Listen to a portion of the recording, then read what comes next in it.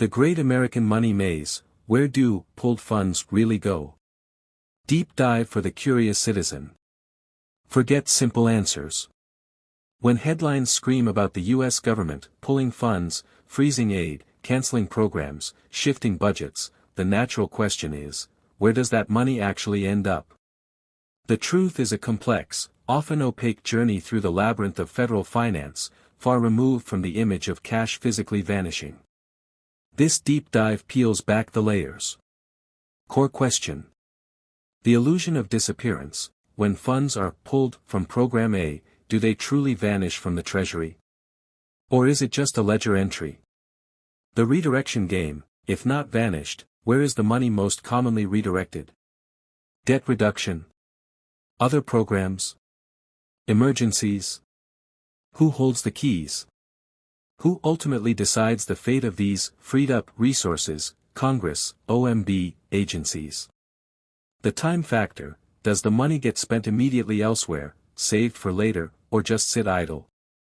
The ripple effect. What are the real-world consequences, intended and unintended, of pulling funds from one area and redirecting, or not redirecting, them? Follow the paper trail. Can ordinary citizens actually track where specific, pulled dollars end up? How? Background. The anatomy of pulling funds. 1. It's almost never cash. Government spending isn't a vault of bills. It's primarily an accounting system of authorities to obligate, commit to spend. Pulling funds usually means revoking or reducing that spending authority for a specific purpose. 2. The budget cycle is king. Appropriation. Congress grants agencies permission to spend up to $X on activity Y, via appropriations bills. Obligation. An agency signs a contract, hires staff, or commits to spend part of that $X. Outlay. The actual cash payment is made, e.g., contractor gets paid, Social Security check sent. Pulling funds typically happens at the appropriation or obligation stage, canceling an appropriation, rescinding unobligated balances, or terminating a contract before full payment. 3. Types of pulling. Rescissions. Formal cancellation of budget authority by Congress before it expires. Requires legislation. Budget freezes/impoundments. The executive branch, often via OMB, temporarily or permanently withholds funds from obligation or outlay. Legality can be contested, see Impoundment Control Act. Program termination/cuts. Congress reduces or eliminates future funding for a program. Reprogramming. Shifting funds within an agency from one purpose/budget line to another, often requiring congressional notification, sometimes approval.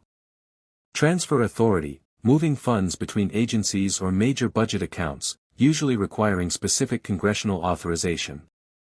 Think billions just vanish when the government cancels a program? Think again. That money enters a high-stakes shell game you're funding.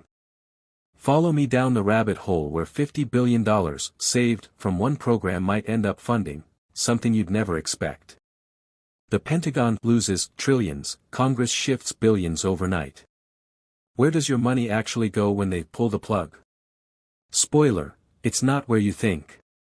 They said they cut foreign aid to fund the border. Did they? Or did that cash just get swallowed by the bureaucratic black hole? Unlock the vault. We decoded the government's secret ledger, it's public. To trace vanished billions. What we found will shock you. Imagine your paycheck got frozen.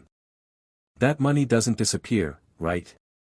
The government's pulled funds are the same, but their destination is a mystery most don't dare solve. Critical analysis, following the money trail, the real journey. Phase 1, the pull. Where does the money come from? Target matters. Pulling funds from a discretionary program, e.g., EPA grants, NIH research, versus a mandatory program, e.g., Social Security, Medicare, involves vastly different processes and political hurdles. Mandatory cuts are rarer and more complex. Timing is crucial. Pulling unobligated funds, money appropriated but not yet committed via contracts, is easier than clawing back obligated funds, which can trigger lawsuits and termination costs. The savings mirage. politicians love announcing savings from pulling funds. But unless the budget authority is permanently rescinded, those savings often aren't real cash sitting idle, they're just permission to spend less on that specific thing. The overall budget deficit might not change at all. Phase 2, the limbo, where does the money go immediately? 1. The Treasury General Fund, most common. This is the federal government's primary checking account. When funds are rescinded or unobligated balances expire, the spending authority vanishes. The agency can no longer use that money. The potential to borrow less increases slightly. Since the government spends borrowed money, not spending $1 billion means it potentially needs to borrow $1 billion less that year. This can reduce the deficit, but it's not automatic. It does not mean $1 billion in cash is moved to a savings account. The money wasn't sitting in a labeled box, it was part of the Treasury's massive pool of cash from taxes and borrowing. The saving is on the borrowing side. 2. Held in agency limbo, freezes/impoundments. If funds are frozen, impounded, but not rescinded, the agency still has the legal authority to spend it but is blocked from doing so. The money remains part of the agency's account, effectively frozen. It cannot be spent elsewhere unless officially reprogrammed or transferred. This is often temporary and politically contentious. Phase 3, the redirection, where does the money ultimately go? This is the million or billion dollar question. The fate of the saved, borrowing or the frozen funds depends entirely on subsequent actions.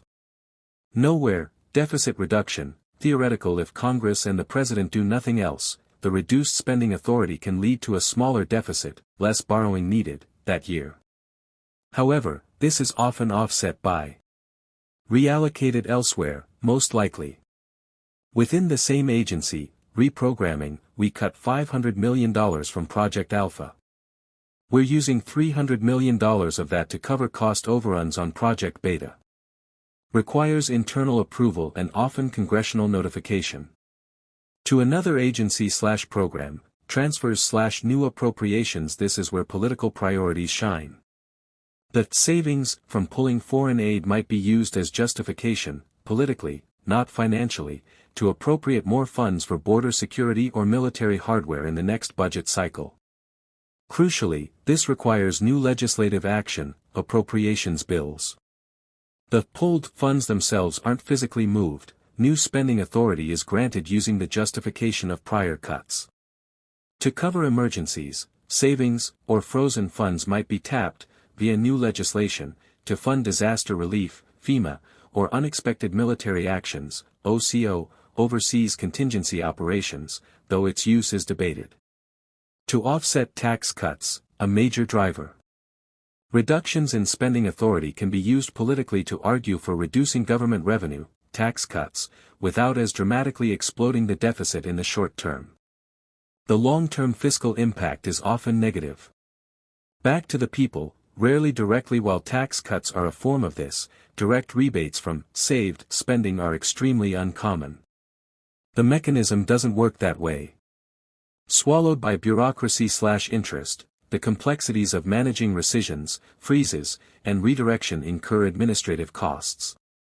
More significantly, if deficit reduction doesn't materialize or is small, the money effectively goes toward servicing the ever-growing national debt, paying interest to bondholders. Critical issues and controversies. 1. The transparency problem. Tracing a specific dollar pulled from Program A to its eventual use in Program B is nearly impossible. The budget process aggregates funds. Savings are claimed, but direct dollar-for-dollar tracking is a myth. 2. Budgetary gimmicks. Pulling funds is often used for political theater. Rosy scenario, cutting waste, often exaggerated, to promise painless savings. Offset shell game, cutting a small, unpopular program to pay for a large, popular spending increase or tax cut, even if the math doesn't truly balance. Baseline trickery, cuts are often measured against inflated future projections, making them look larger than the actual reduction from current spending. 3. The use it or lose it mentality, fear of rescissions can incentivize agencies to spend money hastily, even wastefully, at year-end to avoid having unobligated balances pulled. 4. Who bears the brunt? Cuts often disproportionately impact discretionary domestic programs, education, environment, social services, while defense and mandatory entitlements are harder to touch. Vulnerable populations often feel the real-world effects most acutely. 5. The debt ceiling charade. Pulling funds, or threatening to, is a common tactic during debt ceiling standoffs, creating artificial crises despite the underlying spending and revenue decisions having already been made. 6. The black box of efficiency savings. Promises of cutting waste to fund priorities are frequent but notoriously hard to quantify, track, and verify. Did the savings materialize? Were they redirected as promised? 7. The interest cost. Failure to achieve genuine, sustained deficit reduction means saved funds are often dwarfed by the growing cost of servicing the national debt, consuming more and more of the budget itself. Case studies, illustrating the complexity. 1. Afghanistan withdrawal and saved funds. Billions in military aid and reconstruction funds were frozen or cancelled. Much unobligated authority likely expired, theoretically reducing borrowing needs slightly. Politically, some argued these savings should fund veterans' care or domestic priorities, requiring new appropriations. Did it happen at scale? Tracking is murky. Funds already obligated to contractors may have been paid out or subject to termination costs. 2. Rescissions packages.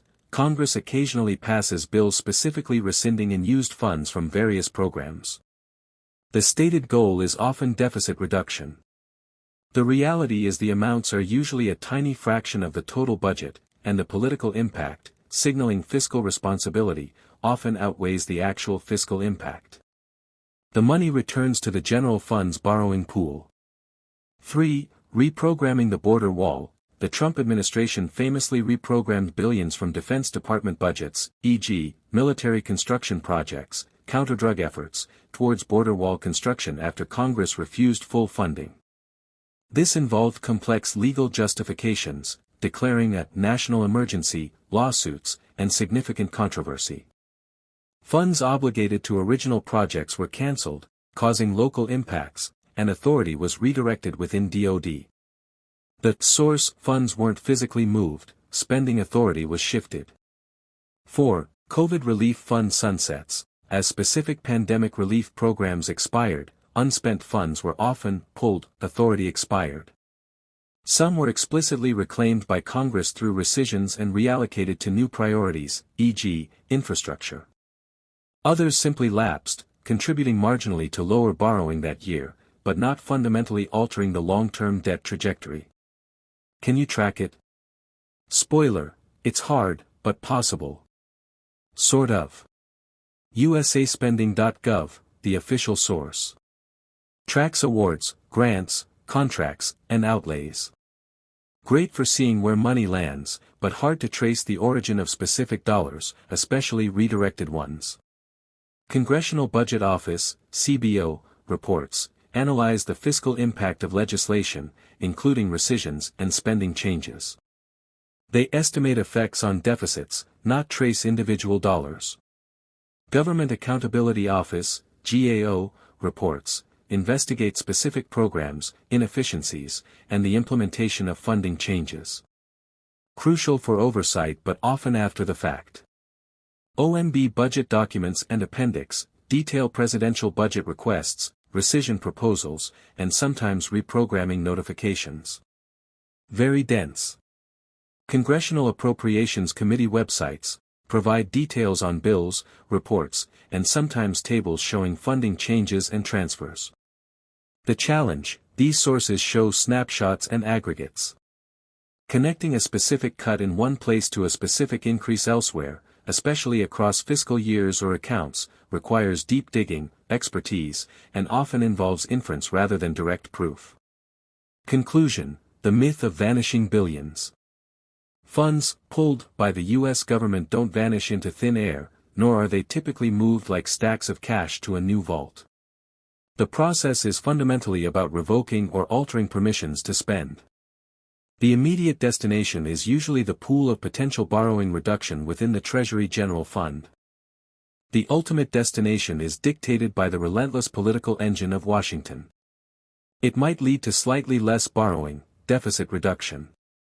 It often serves as a justification, politically or procedurally, to spend more on other priorities favored by the current majority.